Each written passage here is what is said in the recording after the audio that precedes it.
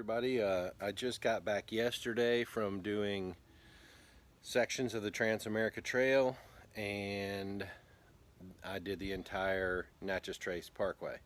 So that goes from Natchez, Mississippi to here in Nashville, 444 miles. So what I did was I got on the TAT in North Carolina, did North Carolina, Tennessee, down into Alabama, Georgia, back into Tennessee, through Mississippi. And then I had planned on doing the Arkansas section, but I didn't get to it. And I was told it wasn't really wise to do it by yourself, and so I didn't have anybody riding with me. So I chose to go down to Oxford, Mississippi, and see my nephews for a few days. And then I went on down to Natchez, and then rode all the way back up to Nashville. So here's the bike. I haven't unpacked it yet. I'm gonna take another quick video here in a second. Let me flip it around, and I'll kind of show you the bike in the position that it's in. And then what I'm gonna do is take panniers and unload them and show you what I actually took with me, because I think maybe that'll be helpful. So all right, so here's the bike as it came back. Got panniers here, and on top of that I've got my seat, my little table, some towels and clothes that were drying out on the way home. Then I got my front bags, and I'll go through those. Top case is where I carried pretty much anything I didn't want to get broken if I dropped the bike. And then of course my tank bag had quite a bit of stuff in it too.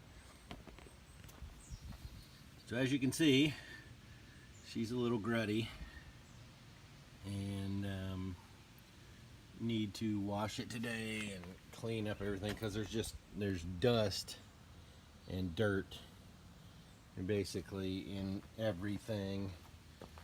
Still have some of that red clay stuck to everything and all over the front of my bags and stuff. And then I went through a few water puddles, so it did wash some of the stuff off, but for the most part she's pretty dirty, so I'm gonna give her a bath. So anyway, what we'll do now is I'll go in and start pulling stuff off, and we'll kind of go through, you know, the stuff I took and what I needed and what I didn't need, and all that kind of stuff. Just a quick view too. That's where I had my Garmin mounted, Garmin 680, which was absolutely flawless the whole trip. And then of course my phone was mounted there. So charging ports, which came in super handy during the day. I would charge my brick battery, and then we were camping most nights, so I would take that brick battery and charge the Garmin, charge whatever I needed to, helmet, intercoms, the Cenas, and all that stuff. So all right, let me and so on this side I carried mostly food. This is a bike cover, which I know a lot of people would say, why did you bring a bike cover? But I will tell you, on nights that it poured down rain, and I also think it's just a security issue. Like, if you don't want people pilfering, like, I don't want to empty my tank bag every night when I'm camping, but I also don't want people coming up there unzipping it while I'm sleeping if they're wanting to. Well, this cover goes fully around the bike, so I don't really have to worry about that. So okay, well, we'll go in the garage and I will pull some stuff off and we'll look through it. Actually, you know what, while we're here, let's just look through the tank bag, because I'm probably not going to pull it off. So all right, so tank bag, obviously I didn't carry my gloves in here, I was wearing them. But in here I just would carry, let's see what else in here. Okay, so this is insect repellent, hand sanitizer, chapstick, this little spray bottle I filled full of Windex that I squirt. It's actually liquid glass, so I can clean stuff while I'm rolling down the road. This is my DOP kit. This has all my bath kit, toothbrushes, all that kind of stuff. It's just easy access up here for me, and this is a huge tank bag, and it just worked well up there. So if I wanted to just clean up, it's got wet wipes and stuff in there, so that just made it easy if I wanted to do that kind of stuff. Bandana for cleaning stuff, my manual's in here, a couple of charging cords, Some Visine, always handy. And these are little bug repellent things, and we actually used them and they seem to work pretty well. But and then my little mini tool kit I kept up here just in case I had to tighten something or do something. A knife, some tape, a Leatherman, and I'll tell you, in one of these compartments in here is my extra set of keys, which Jamie and I at one point needed to use it because I ended up folding my tent up with my keys in my tent, so I didn't want to unfold my tent to get my keys out, so I just got the extra set, and then next time we set up camp I got my keys out. So anyway, that's what I pretty much carried in my tank bag. Worked really well, had plenty of room. And then, sorry about that with the camera, and then I would put that charging brick right here, and then there's a line that my cable can run out here and go to the charging port. So that worked really, really well. All right, as far as equipment that I took, I'm gonna pull that inside and we'll go through that, and I'll tell you, all about that. I hope this helps anybody that's gonna do the tat or the trace. Either one will help. I did get me a iMotorcycle, the Natchez trace patch and sticker, which are nice. And so I have not unpacked this. This is pretty much how it was packed for the trip. These are my two locks. And obviously drop in there to lock stuff. Just trying to keep stuff safe. Because I was using soft panniers, you can't lock anything, so you got to have one place. In my opinion, I liked having a place where I could secure things and not have to worry about them. A, getting wet or getting stolen. I just took a little crush hat. It's easy. It's nice on a hot day. You can dunk this in a lake or a river or whatever and cool yourself off. We talked about this before. This is my cooking pot. Get this a little more out of the way so I can, there we go. Can we see it now? Yeah. All right. So this is my cooking pot. This is the GSI Outdoors. Got it from REI. We kind of went through this, but I'm gonna go ahead and do it again. My little burner is in here. Okay. That is 2 lighters. My little spork, which I would use for eating oatmeal and grits in the morning. And then, now I took 2 of these, and this second one is barely used. Okay, so if you used one of the larger ones, you'd probably be fine with 1. I just like having a backup in case it got pierced or something happened or whatever.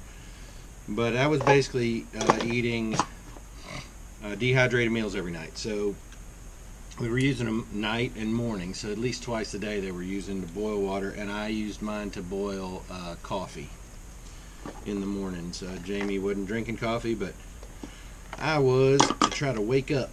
All right, I like this. It's small. It did everything. I mean, basically we were boiling water, so I didn't need much more than this. All right, so next I had this, not necessary for everybody. This was necessary for me because I was filming and had different stuff with me.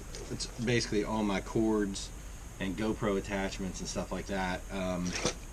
Most people will get away with just a little bit of cords or whatever. I do like these lipo sacks though, because if you're charging something and it catches on fire, this stops that. Okay, so that's a good thing.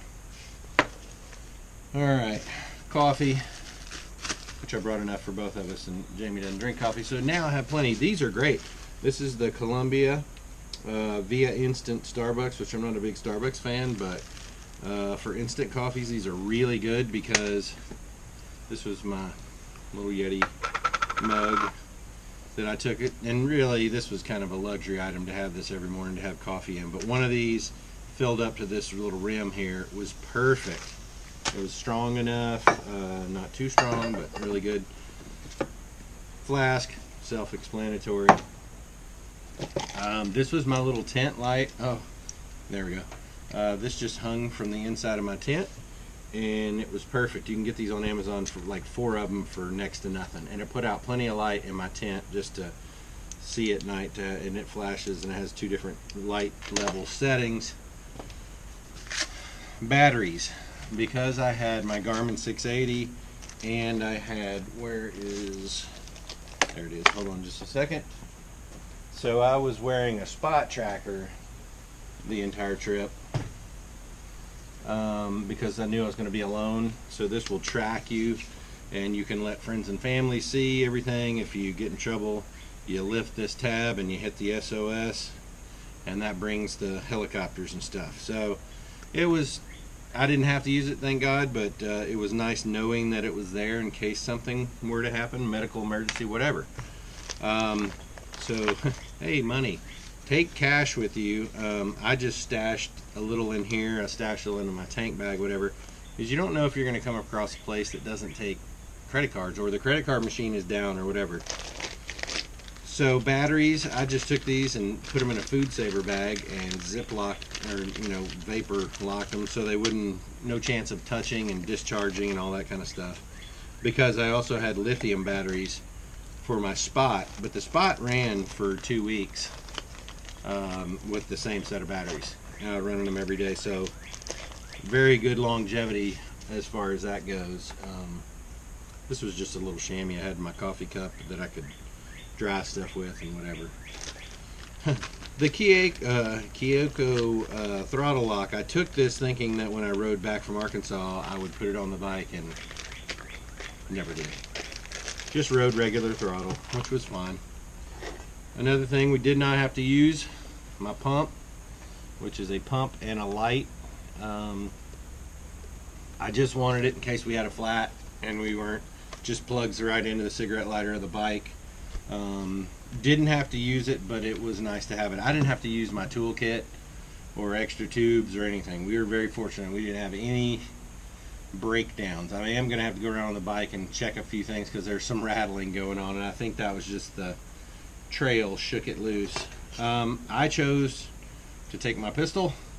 Not everybody's going to want to do that.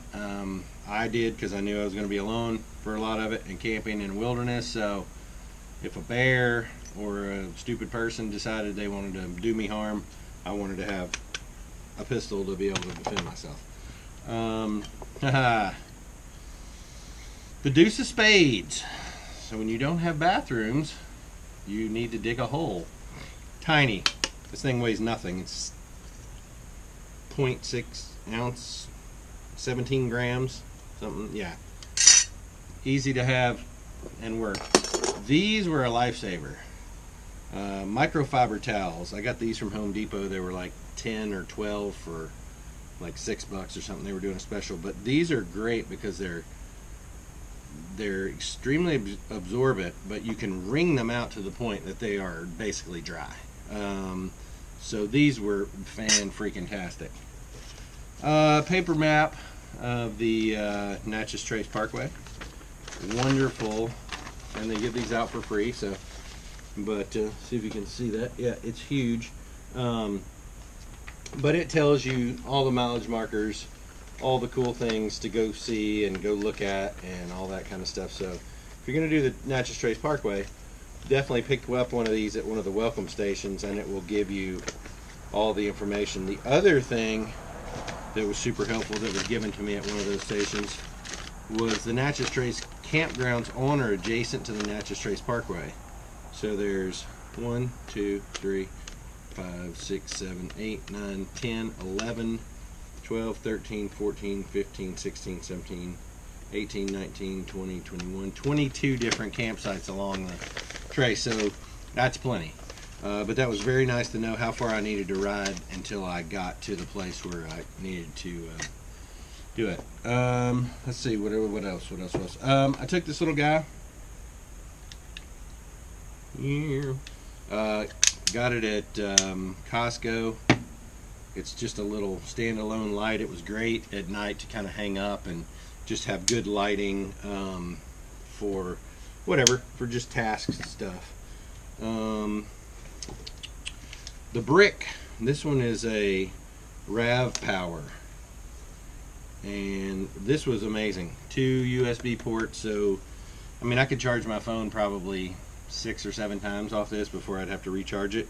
But I was also charging my Garmin off of it, GoPros off of it, my Sena headset off of it, So that was very important to have.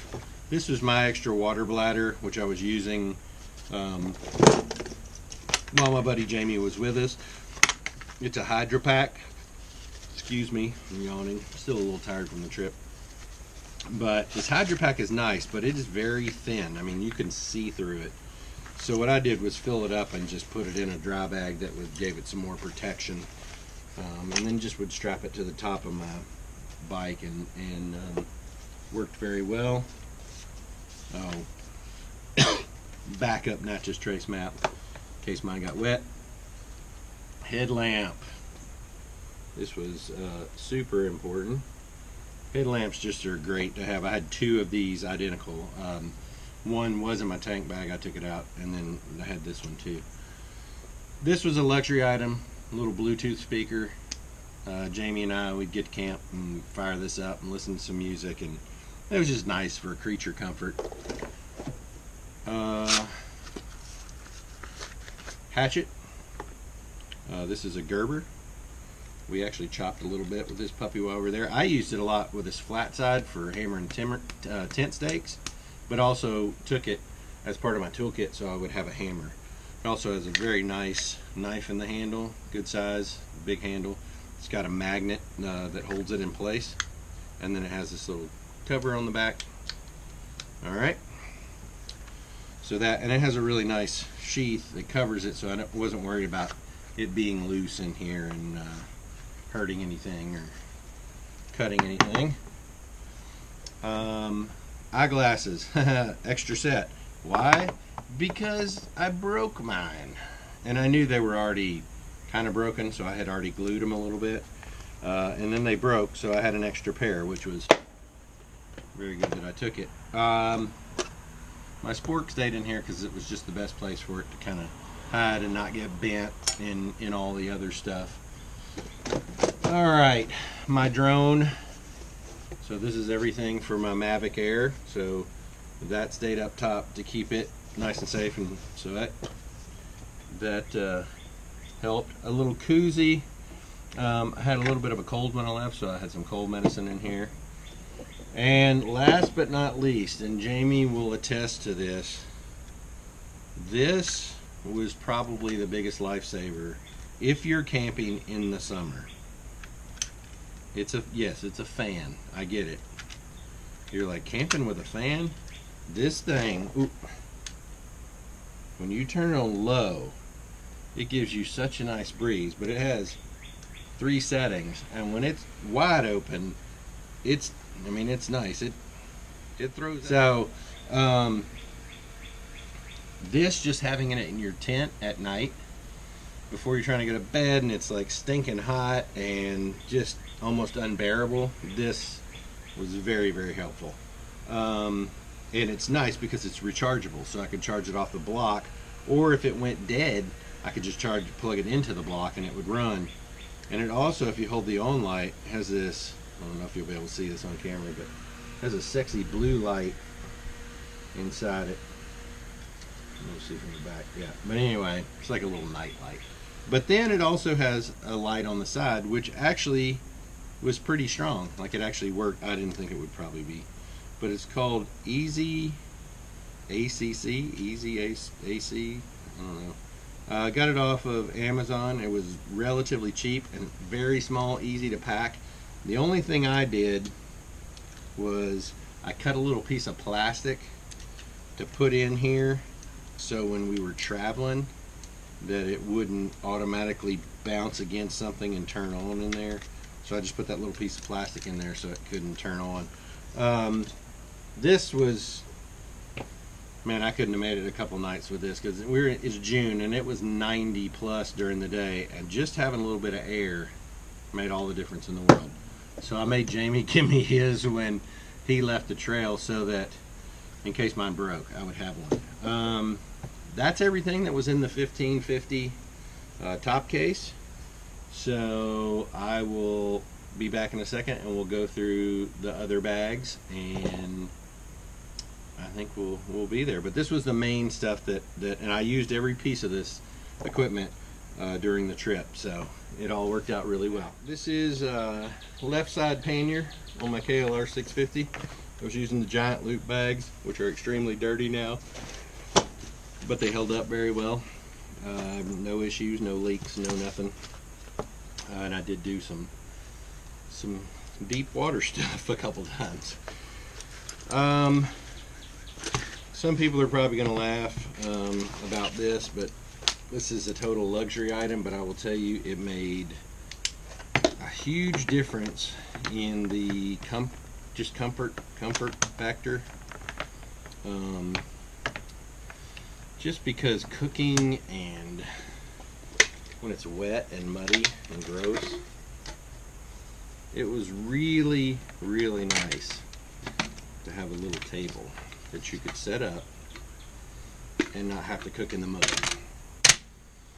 Put your dinner on here, put your drinks on here, whatever. It's tiny, it folds up to nothing, so it just got strapped on top of the bag here with a bungee, and it was great. This one is Trekology. Got it off Amazon.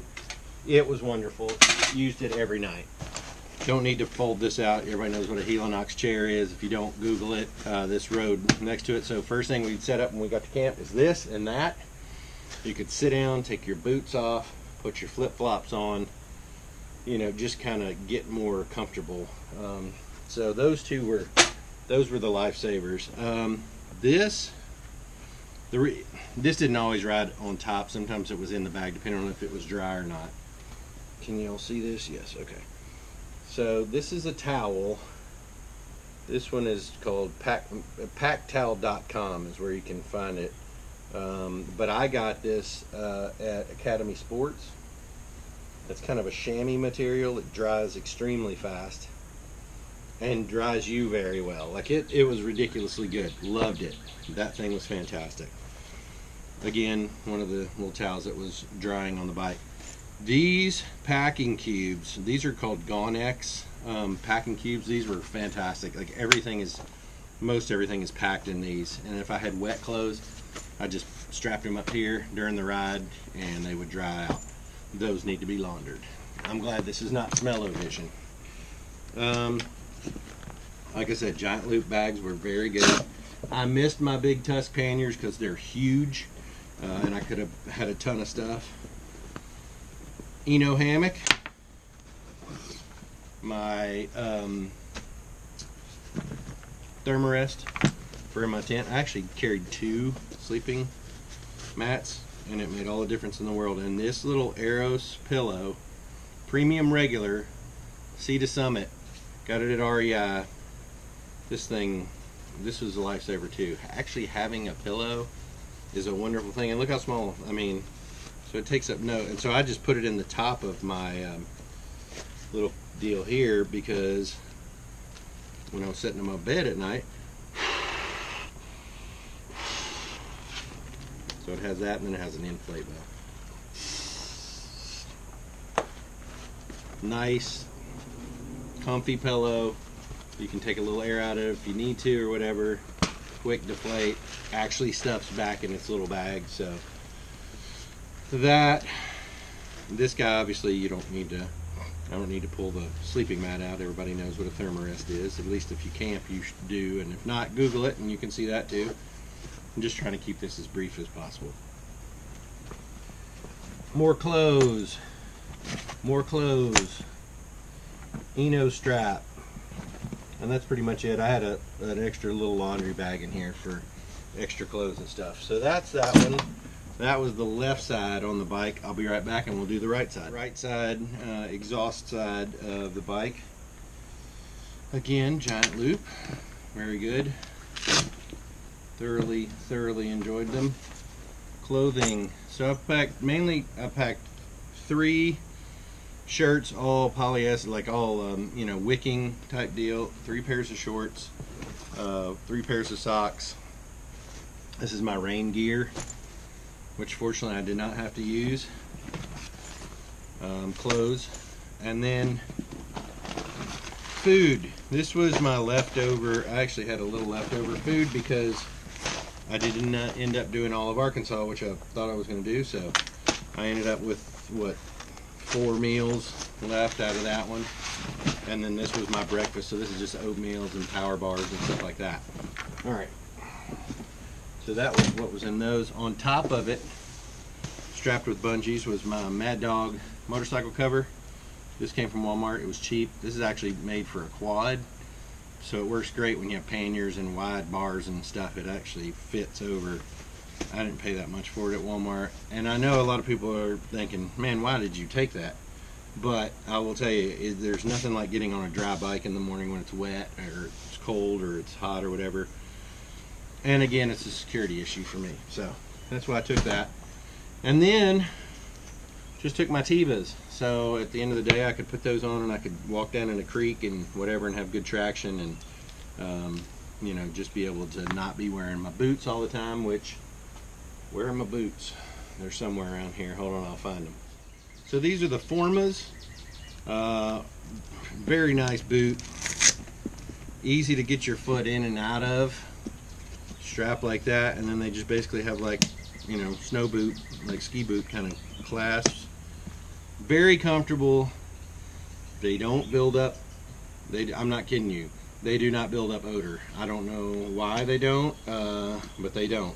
They are, it's just this is a nice boot, a very comfortable boot, but gave you good protection, waterproof. So that was money well spent with those. I think I did order those off Amazon too, and the size was pretty correct, so I was happy with that. So my tent, I don't really need to explain that. I can show it to you. Hold on.